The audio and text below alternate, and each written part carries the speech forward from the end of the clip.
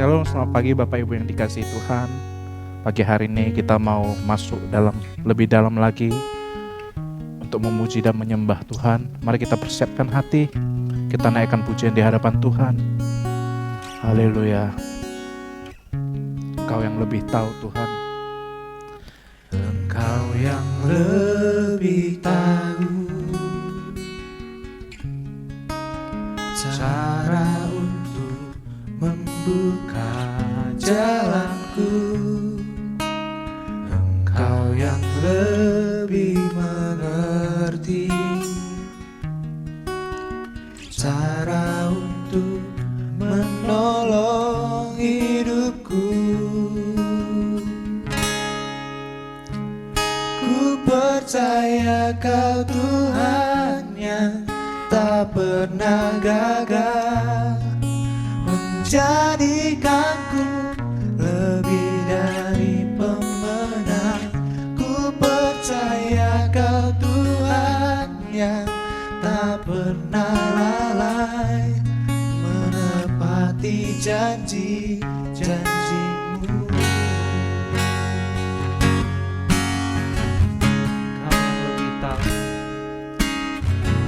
Kau yang lebih tahu cara untuk membuka jalanku. Kau yang lebih mengerti cara untuk menolong hidupku. Ku percaya Kau Tuhan yang tak pernah gagal menjadikanku lebih dari pemenang. Ku percaya Kau Tuhan yang tak pernah lalai menepati janji-janji. Ku percaya Kau Tuhan yang tak pernah gagal menjadikanku lebih dari pemenang. Ku percaya Kau Tuhan yang tak pernah lalai menepati janji-janji-Mu. Menepati janji-janji-Mu. Menepati janji-janji-Mu.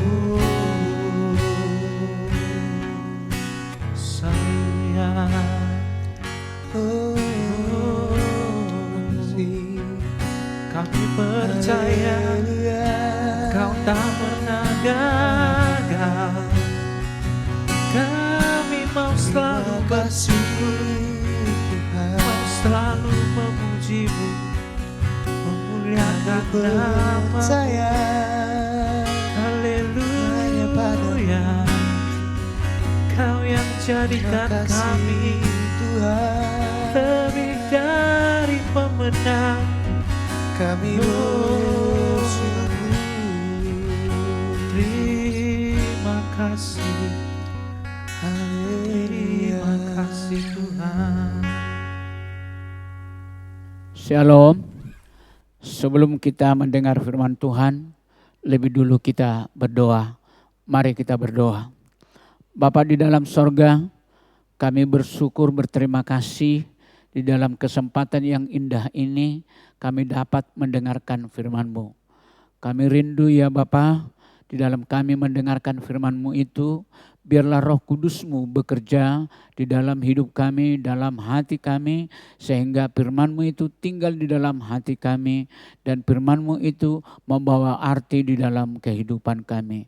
Dan jikalau kami mendengarkan Tuhan, biarlah firman-Mu itu jangan berlalu dari kami. Biarlah firman-Mu itu bertumbuh dan menghasilkan buah yang baik di dalam kehidupan kami. Terima kasih jikalau ada kuasa apapun mau mencoba mengganggu kami di dalam mendengarkan firman-Mu ini Tuhan. Kami tolak, kami usir dalam nama Tuhan Yesus Kristus. Dalam nama Tuhan Yesus kami berdoa dan kami mau dengarkan firman-Mu. Haleluya. Amin. Shalom saudara-saudara. Mari kita akan mendengarkan firman Tuhan yang saya ambil dari Injil Yohanes pasal 13 ayat 34 dan 35. Demikian firman Tuhan.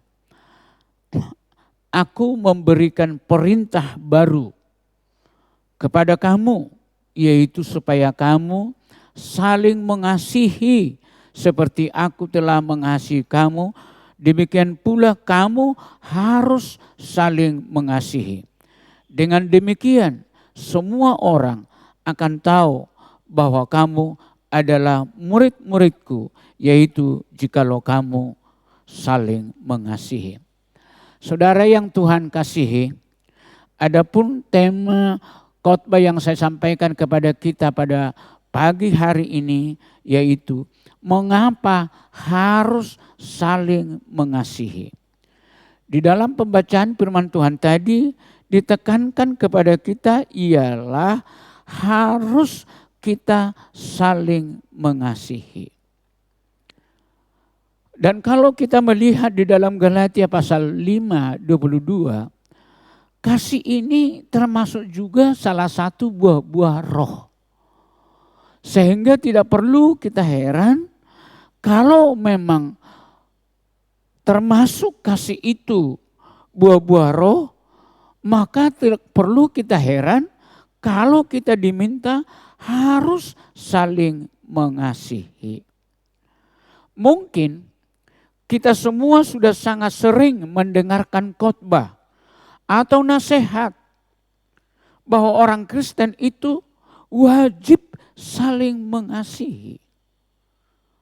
Saya ulangi, mungkin kita sudah sering mendengarkan khotbah yang menasihatkan kita bahwa kita harus saling mengasihi. Bahkan kasih atau mengasihi, dikasihi tetap dianggap sebagai semboyan saja, merupakan filosofi, yaitu filosofi hidup atau hukum utama di dalam kekristenan. Tetapi kalau kita jujur, saya ulangi, kalau kita jujur, percakapan tentang kasih seringkali tidak berlanjut menjadi tindakan. Kita hanya ngomong saling mengasihi. Kita hanya ngomong harus kita mengasihi. Tetapi tindakan tidak ada. Dan itu adalah merupakan kenyataan. Bahkan kasih itu sering merupakan cita-cita atau ide luhur yang ada di dalam hati lo. Sering cita-cita atau merupakan ide luhur di dalam hati. Namun enggan kita mewujudkan itu dalam sikap kita maupun di dalam perilaku kita. Tidak nampak dari sikap kita, dari perilaku kita adalah untuk saling mengasihi. Jadi jemaat Tuhan, kalau begitu, apa tujuan Tuhan memberikan perintah agar saling mengasihi? Tujuannya ialah karena kasih itu. Dengar saudara apa yang saya katakan itu. Tujuannya karena kasih itu membuat kita penuh sukacita. Karena kasih itu membuat kita penuh sukacita. Jadi kalau kita saling mengasihi, di mana-mana pun kita ini, pasti kita selalu penuh sukacita. Karena sudah ada di dalam diri kita untuk saling mengasihi. Saling mengasihi. Karena di dalam hidup kita sudah penuh dengan sukacita, tentu di dalam diri kita tidak ada benci. Jadi seseorang yang selalu ada kebencian di dalam hidupnya, itu tanda bahwa kasih itu tidak ada di dalam hidup kita. Jadi kalau di dalam hidup kita ada kasih, pasti tidak ada benci. Dan bukan hanya benci, tidak ada di dalam hidup kita permusuhan. Tidak ada benci dalam hidup kita. Tidak ada permusuhan dalam hidup kita. Sehingga itu sebabnya Tuhan membuat perintah harus saling mengasihi.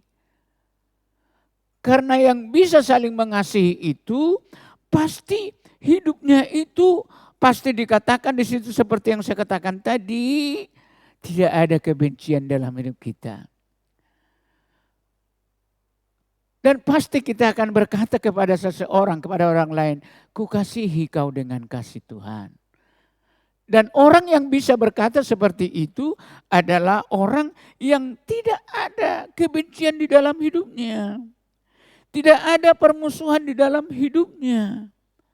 Sehingga kalau tidak ada kebencian, tidak ada permusuhan di dalam hidup kita, sehingga hidup kita ini pasti akan kita jalani hidup kita ini, hidup yang merdeka tanpa ganjalan.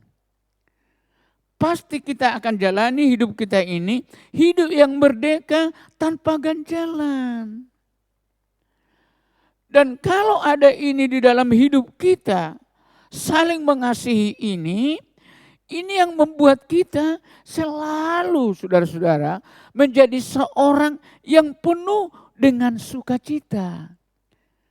Penuh sukacita. Walaupun mungkin makanan kita sederhana, tetapi kita akan memakan itu penuh dengan sukacita. Karena apa? Di dalam kita ada sukacita. Di dalam hidup kita ada sukacita. Coba kita bandingkan ya, dengan orang yang punya musuh. Atau coba kita bandingkan dengan orang yang banyak musuh. Pasti orang yang banyak musuh. Pasti orang yang banyak musuh itu, pasti kemana-mana pun itu, yang banyak musuh itu, selalu kecurigaan ada di dalam hidupnya. Pasti ada kecurigaan. Dan bukan hanya kecurigaan yang ada di dalam dirinya, saudara-saudara. Pasti ketakutan pun pasti mewarnai hidupnya. Ketakutan. Kalau kita ada musuh kita, keluar kita dari rumah jalan kemana-mana, pasti loh. Hidup kita ini pasti diwarnai ketakutan. Pasti. Jangan-jangan kita ketemu dengan musuh kita. Jadi pasti kita curiga. Pastikan lebih hati-hati kita mau pergi kemana-mana. Itulah yang tidak memiliki apa yang disebut kasih. Dia adalah seorang yang tidak memiliki sifat saling mengasihi. Maka itu sebabnya orang seperti itu yang pasti di dalam hidupnya itu selalu duka cita melulu. Duka cita melulu, terus menerus. Itulah yang dirasakan di dalam hidupnya. Selalu duka cita. Jadi kalau hidup kita ini saling mengasihi, kemanapun kita tidak takut. Tak ada musuh kita. Enggak ada musuh kita. Maka untuk itu, kenapa Tuhan diperintahkan wajib kita saling mengasihi? Jawabannya saya ulangi kepada kita ialah supaya ini kita pelihara di dalam hidup kita. Supaya kita dari hari ke hari, supaya kita ini hidup bukan asal hidup, tapi hidup kita ini selalu hidup yang penuh sukacita. Bisa itu dibaca di dalam Yohanes pasal 14 ayat 11. Di mana dikatakan di situ hidup kita ini selalu penuh sukacita asal dalam hidup kita ini selalu penuh dengan kasih. Kasih yang saling mengasihi. Maka itu sebabnya, siapakah di antara kita yang tidak mau hidup sukacita? Kenapa kita tidak hidup sukacita? Kita sendiri yang buat itu, bukan orang lain.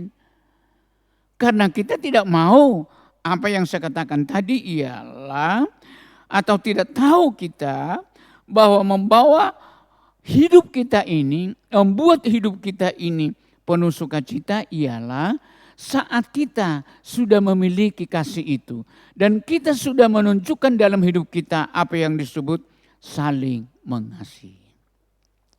Itu makanya gereja-gereja kita selalu menyanyi itu di gereja. Ku kasihi kau dengan kasih Tuhan. Bahkan pemimpin pujian selalu disuruh kita tunjuk kawan-kawanmu, kiri kananmu, muka belakang. Katakan, ku kasihi kau dengan kasih Tuhan. Kalau kita sudah memiliki seperti ini, tidak ada penilaian-penilaian kita kepada siapapun. Orang miskin ini untuk apa aku mengasihi itu. Orang ini nih tak mau aku kompak dengan itu. Tapi kalau kita sudah memiliki kasih itu, saling mengasihi itu. Di mana-mana pun kita selalu penuh sukacita. Tidak gampang orang penuh sukacita. Selalu tunjukkan sukacita di mana-mana. Kecuali kalau kita saling mengasihi. Itulah janji Tuhan. Itu janji Tuhan. Yang selanjutnya yang kedua. Apa tujuan Tuhan memberi perintah agar kita saling mengasihi? Tujuannya kepada kita ialah bahwa kasih mendorong kita, dengar ini. Kasih mendorong kita mengenal dan memahami orang lain dengan mendalam. Filipi 1 ayat 9. Saya ulangi, kasih mendorong kita mengenal dan memahami orang lain dengan mendalam. Saudara, gampang kita ini bisa memahami orang dengan atau mengenal orang, memahami dia semakin mendalam. Kalau di dalam diri kita tidak ada kasih itu, saling mengasihi. Tidak ada. Jadi kalau kita sudah ada kasih itu, pasti kita didorong kasih yang ada di dalam diri kita itu mengenal. Bukan hanya mengenal, memahami orang lain dengan mendalam. Makanya kalau kita sudah memahami, sudah didorong kasih yang ada di dalam diri kita itu, sudah didorong kita mengenal orang lain dan memahami orang lain. Kita akan bisa berkawan dengan siapapun seumur hidup. Bukan kita asal ngomong dengan orang. Kita tidak bisa pungkiri dengan omongan kita bisa orang sakit hati kepada kita. Kita bisa asal ngomong dengan siapapun sesuka kita. Tetapi kalau sudah ada kasih itu di dalam diri kita, kasih yang di dalam diri kita itu akan mendorong kita mengenal siapa orang itu. Dan bukan hanya mengenal, memahami orang itu sampai mendalam. Saya yakin kalau kita mengenal dan memahami orang lain, saya yakin tidak ada musuh kita pun di dunia ini, saudara. Tidak ada musuh kita. Tidak ada musuh kita. Pasti kita akan saling mengasihi. Maka untuk itu, saudara-saudara sidang jemaat Tuhan, atau saudara yang mendengarkan khotbah saya ini, saya mengajak kita ialah bahwa memang harus kita saling mengasihi. Jadi untuk itu, saudara-saudara yang Tuhan kasihi, saya jelaskan lagi, sebaliknya ketika kita tidak peduli, nah ini dengarkan ini. Ketika kita tidak peduli atau malah membenci seseorang, maka hati kita juga tertutup untuk mengenal orang loh. Tertutup untuk mengenal orang. Bahkan mungkin kita berkata, masa bodoh siapapun itu tak persoalan bagiku. Mati pun hidup itu. Tak peduli kita akan mengenal orang. Kalau memang kita ini belum ada kasih, yaitu kasih saling mengasihi. Maka untuk itu, kalau kita akan lihat kenyataannya, orang yang tidak peduli akan kasih itu, kasih yang tidak ada di dalam dirinya, malah orang seperti itu pasti dia mengenal orang lain. Pasti dia mau mengenal orang lain bukan karena dia mengasihi loh. Dia mengenal, yaitu mengenal orang lain, yaitu tentang keberadaannya, keburukannya, apakah orang yang kaya ini atau tidak, paling begitu-begitu aja. Ini. Tetapi kalau kita sudah menerima kasih yang dari Tuhan itu, yaitu saling mengasihi itu, aduh, kita tidak melihat kekurangan siapapun. Justru kita yang paling utama melihat kekurangan kita masing-masing. Sehingga dengan demikian, marilah mulai sekarang ini, supaya kita benar-benar mengenal, memahami orang lain lebih mendalam. Dengan tujuan supaya kita betul-betul mengerti, tahu semua orang. Sehingga kita akan mengasihi dia lebih mendalam lagi. Maka untuk itu, kalau kita mengenal seorang ibu, yaitu seorang ibu dikatakan sebuah pertanyaan. Mengapa seorang ibu sangat mengenal? Dan bukan hanya mengenal dan tahu keberadaan anak-anaknya. Kenapa saudara-saudara?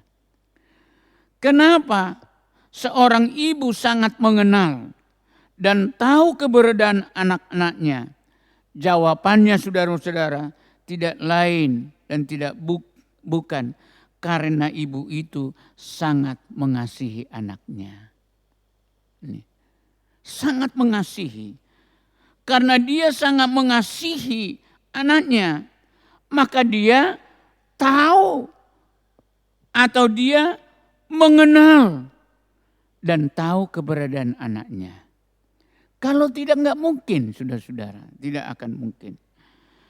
Dan selanjutnya, yang ketiga, mengapa harus saling mengasihi? Dan juga apa tujuan Tuhan memberi perintah untuk kita saling mengasihi? Yang ketiga ialah karena kasih merupakan tanda bahwa kita anak-anak Allah. Dengar ini loh. Karena kasih merupakan tanda bahwa kita anak-anak Allah. Saat saya baca ini saudara-saudara, takut aku membenci orang. Walaupun hampir tak ada itu di dalam hidupku, takut. Ini. Karena kasih itu, kalau kita memiliki kasih itu, saling mengasihi, itu tanda kita anak-anak Allah. Sering kita dengar orang itu ke gereja itu ya. Ya betullah dia anak-anak Allah. Belum tentu ke gereja itu bahwa tanda dia anak-anak Allah. Karena banyak orang ke gereja ialah hanya menunjukkan muka. Istilah sekolah ya hanya mengisi absen. Hanya mengisi absen. Tetapi yang benar tanda bahwa dia mengasihi Allah ialah kalau dia mengasihi, saling mengasihi. Itu tandanya. Makanya kita orang-orang percaya ini enggak ada kebencian bagi kita loh. Entah bagaimanapun orang, jangan ikut seperti dia kita benci kepada dia. Karena apa? Kalau kita membenci orang lain, berarti bahwa tanda sebagai kita anak-anak Allah hilang.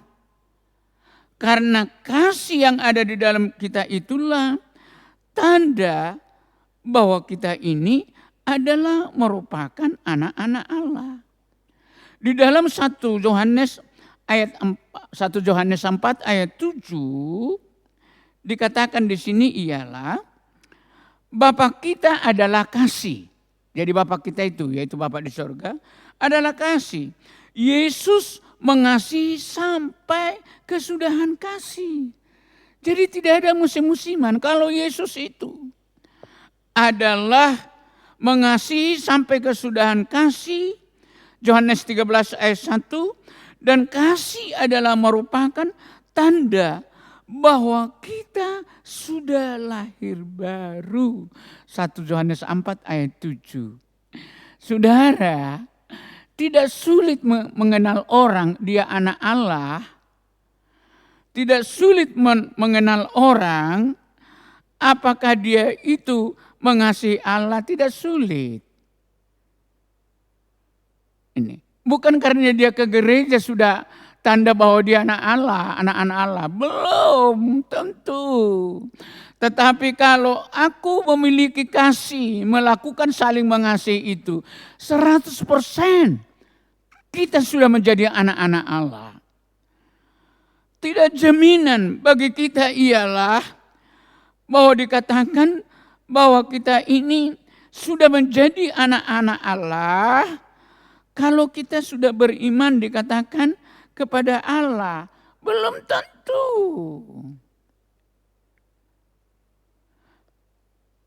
Yang beriman kepada Allah yang sebenarnya itu adalah Allah yang mengasihi Allah. Yaitu kalau kita saling mengasihi. Yaitu kita saling mengasihi. Orang yang tidak mengasihi tidak bisa mengatakan bahwa dia beriman kepada Allah. Tidak bisa. Jadi tidak boleh kita sembarangan mengatakan aku loh beriman kepada Allah. Kita tidak boleh terus memegang itu. Tapi lihat buktinya, kenyataannya. Adakah benar saling mengasihi itu ada di dalam hidupnya? Hidupnya masih kita lihat masih mengenal orang pun dia harus mengenal orang yang hidupnya lebih kaya. Berkawan pun dengan orang harus orang yang lebih hebat. Tapi dikatakan dia mengasihi Allah. Tidak benar. Jikalau kita saling mengasihi, betul-betullah apa yang dikatakan itu bahwa dia sudah lahir baru. Ada dua hal yang perlu sangat penting dalam hidup kita. Yang pertama, kita harus menjadi anak-anak Allah. Yang kedua, kita harus lahir baru. Ini, lahir baru. Jadi banyak orang berkata, yalah kalau sudah berbahasa roh, sudah lahir baru, belum tentu. Jaminan lahir baru ialah, dikatakan di sini, apa tadi dikatakan? Saling mengasihi, itulah tanda bahwa saya lahir baru. Kalau saya disebut anak Allah, tandanya ialah aku saling mengasihi. Jadi tidak berat sebenarnya. Kita sendiri membuat berat kita ini memuji Tuhan. Kalau sebenarnya enggak loh. Enggak. Seterusnya, sebagai kesimpulan dalam khotbah saya ini ialah kalau kita merayakan Natal. Dan kita merayakan Natal kurasa yang sudah ada yang 10 kali, 20 kali bahkan lebih. Tetapi di dalam perayaan Natal itu kita melihat di situ di dalam perayaan Natal itu bahwa wujud dalam perayaan Natal itu adalah kasih. Adalah kasih. Karena begitu besar kasih Allah akan dunia itu sehingga dikaruniakannya anaknya yang tunggal itu. Jadi wujudnya perayaan Natal itu, saudara-saudara, bukan kue. Bukan pakaian baru. Bukan sepatu baru. Walaupun kita tidak salah, wujudnya itu ialah kasih Allah bagi kita. Maka itu sebabnya kalau itu wujudnya saudara-saudara, berarti harus kita memiliki kasih itu. Harus kita memiliki kasih itu. Di mana? Di dalam hidup kita. Itu yang pertama saudara-saudara. Harus kita memiliki kasih itu di dalam hidup kita. Harus loh. Jadi karena harus dibuat di situ. Tidak. Berarti itu dikatakan biarlah 1 minggu. Enggak boleh, harus. Pagi, siang, malam harus kita memiliki kasih itu. Dan selanjutnya di dalam kesimpulan ini, marilah kita jadikan kasih menjadi landasan. Saya ulangi. Mari kita jadikan kasih itu menjadi landasan dalam persatuan marga kita. Entah marga apapun kita. Sehingga tidak kelompok-kelompokan. Enggak orang Batak nampaknya, enggak suka aku melihat itu. Tidak boleh. Jadi kalau kita sudah berikan kasih itu menjadi landasan di dalam hidup kita, maka akan bisa kita memiliki persatuan marga. Apakah itu marga Sinaga? Atau itu apakah itu orang kita Chinese? Akan bisa kita bersatu, saudara-saudara. Maka kalau bisa demikian, itulah yang disebut persatuan anak-anak Allah. Persatuan anak Allah. Kalau bisa kita hidup di dalam kasih, siapapun, walaupun saya orang sederhana, tapi kalau kita sudah memiliki kasih itu, ukuran saudara melihat saya bukan keberadaan. Satu ketika semua itu akan lewat dari dunia ini. Tetapi kalau kita memiliki persatuan ini, kasih ini, maka saya akan berkata kepada kita ialah sebagai akhir kata saya kepada kita, dan kalau kita melakukan ini apa yang saya katakan tadi, saling mengasihi, dengar baik-baik. Mulai hari ini Tuhan Yesus akan memberkati kita semua. Seumur hidup kita Tuhan Yesus akan memberkati kita. Kiranya Tuhan memberkati kita semua. Amin. Mari kita berdoa. Kami bersyukur, berterima kasih ya Tuhan, jikalau kami ya Tuhan diajar oleh firman-Mu untuk saling mengasihi. Sehingga Tuhan kalau kami saling mengasihi, firman-Mu berkata, barulah kami Tuhan bisa dikatakan bahwa kami anak-anak Allah. Hanya orang yang saling mengasihilah yang Tuhan berikan kuasa, hak kepadanya bahwa dia sudah menjadi anak-anak Allah. Maka semua Tuhan yang mendengar khotbah hamba-Mu ini, biarlah mengambil keputusan bahwa mereka harus menjadi anak-anak Allah. Sehingga mulai sekarang ini Tuhan, biarlah hidup kami penuh dengan kasih, saling mengasihi. Siapapun itu, tidak ada perbedaan karena keadaan, karena marga, karena apapun. Kami harus saling mengasihi. Barulah kami punya hak menjadi anak-anak Allah. Dan juga ya Tuhan, jikalau kami sudah menjadi anak-anak Allah, maka kami akan dikatakan di sini ya Tuhan, bahwa kami adalah benar-benar menjadi seorang yang disebut lahir baru. Kami tidak mau mengatakan kami sembarangan, kami sudah lahir baru. Kami sudah anak-anak Allah sebelum kami mengoreksi diri kami. Apakah kami sudah anak-anak Allah? Apakah kami sudah lahir baru? Kami yakin Tuhan, Roh Kudus bekerja di dalam kehidupan kami. Sehingga semua yang mendengar ini Tuhan, tidak kebetulan, ada maksud Tuhan yang terindah. Siapapun yang mau mendengarkan firman Tuhan yang saya sampaikan ini, ada maksud Tuhan. Dia bukan asal Kristen, tapi Kristen yang sudah menjadi anak-anak Allah. Dia bukan asal Kristen, tapi Kristen yang sudah menjadi lahir baru. Kiranya Roh Kudus bekerja di dalam kehidupan kami. Terima kasih Tuhan, terpujilah nama-Mu, di dalam nama Tuhan Yesus kami berdoa, dan mari kita membuka tangan kita menerima berkat Tuhan.